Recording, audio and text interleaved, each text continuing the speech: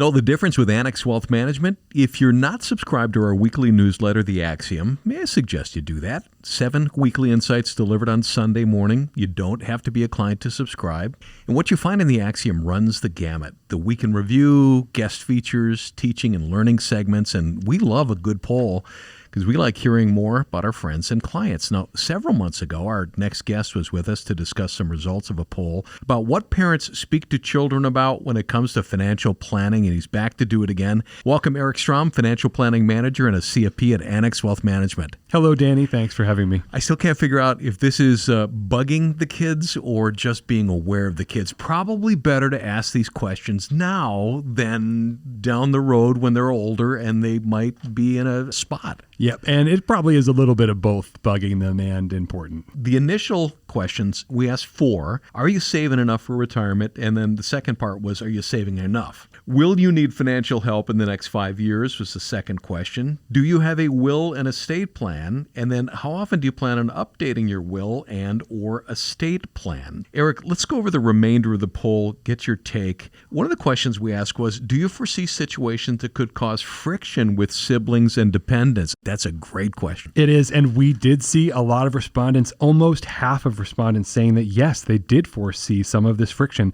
We're not surprised to hear this because family dynamics are complicated and money is a very emotional topic. Sometimes people will own a sentimental house or real estate, and maybe you want to leave that to your children because it's so important to you. Reality, your kids might not all agree with what they want to do with that property. There are things you can do to help reduce the friction. And the first one is to have transparency. Talk to your kids about what you're thinking. Tell them what's going on. Another thing that you can do is to consolidate and simplify your own financial life. Make things easier on them. We've seen clients who they have 3 different financial advisors. Maybe they have insurance policies at 5 different insurance companies. The complexity of that can be overwhelming for dependents.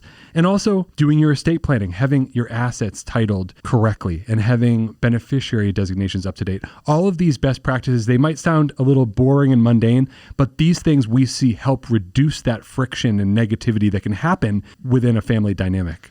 Next question, again, another important one. Do you have appropriate insurance policies in place? About a third of respondents said that they weren't even sure what the appropriate insurance were for their adult children. Maybe they're in their 20s, 30s, 40s. If they are parents, they need life insurance. And for most parents, the best type of life insurance is affordable level term life insurance. Maybe 10 to 12 times your income is a good place to start. Danny, you and I recorded a whole segment about this. Yeah, in fact, that's on the Annex Wealth Management YouTube channel. How much insurance do you need? It's a good one. Another one is long-term disability insurance because, Danny, did you know that you're 3 to 4 times more likely to become disabled during your working career than you are to die? Some companies offer really good group long-term disability coverage. That's a good place. It can be tough to buy this type of insurance on the market.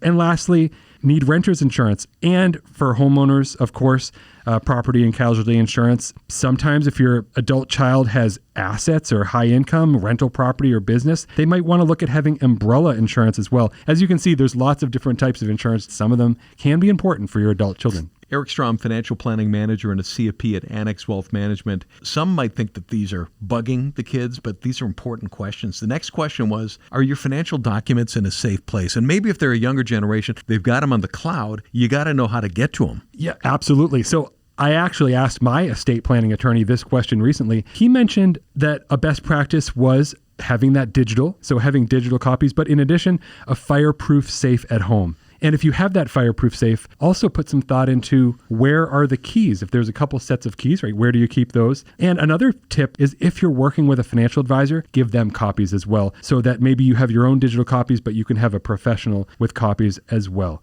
Last question, and this is more of the parents themselves. Have you spoken with your children about expecting an inheritance? Here we saw about 50% of respondents said yes, and about 40% have not had that conversation yet. It's human nature, right, to avoid these uncomfortable conversations. We suggest that you open up and start talking about your own personal finances with your adult kids. And Danny, I have a few tricks. Here's the first trick, and this is something I've done with my own parents who are retired. Do some charitable giving together. Maybe you're talking to your advisor and you're finding out a good method of gifting and maybe a good number for this particular tax year. And then maybe you're involving your adult children in where to give. For example, this last Christmas, my retired parents and me and all of our siblings, we all gave together to the same charity. You might think, well, that's not an inheritance talk. It's a baby step towards those financial conversations. And here's another trick. You could start an investment club with your kids. Maybe you're each putting in $5,000 and picking a stock. Again, that's not the inheritance talk, but that's still breaking down the walls of these financial conversations.